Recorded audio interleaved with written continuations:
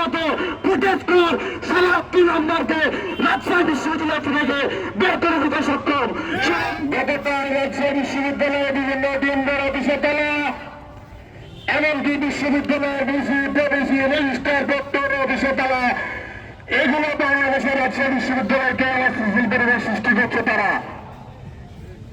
তারই ধারাবাহিকতায় আমরা রাজশাহী বিশ্ববিদ্যালয়ের ছাত্রদল বিশ্ববিদ্যালয়ের পরিবেশকে সুস্থ রাখতে একটি প্রতিবাদ নীতি দিয়েছিলাম।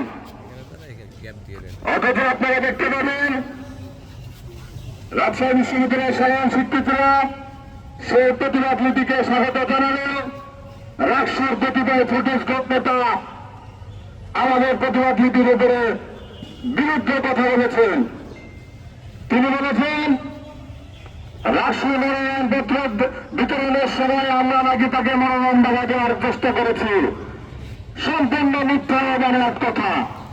আমরা প্রথম বর্ষের শিক্ষার্থীরা ভোটাধিকার কার্ড ফিরিয়ে আনার আন্দোলন চালিয়ে যাচ্ছিলাম। তারই ধারাবাহিকতায় আমরা রাষ্ট্রের সামনে আন্দোলন করেছি। এমনকি আমরা প্রথম বর্ষের ভোটাধিকার কার্ডকে ফিরিয়ে আনতে সক্ষম হয়েছি।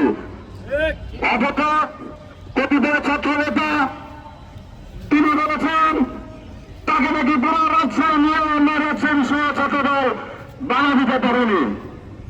ফুটেজ গ্রুপ ছাত্র নেতাকে আমরা বলে দিতে চাই ছাত্রদলের সাথে লাগবেন না, পুরো রাজশাহী প্রয়োজন নয়। শুধু রাজশাহী বিশ্ববিদ্যালয়ের ছাত্রদের মাত্র 30 মিনিটের ব্যবধানে আপনার মতো ফুটেজখোর সারা 3 নম্বরকে রাজশাহী বিশ্ববিদ্যালয় থেকে বের করে দিতে সক্ষম।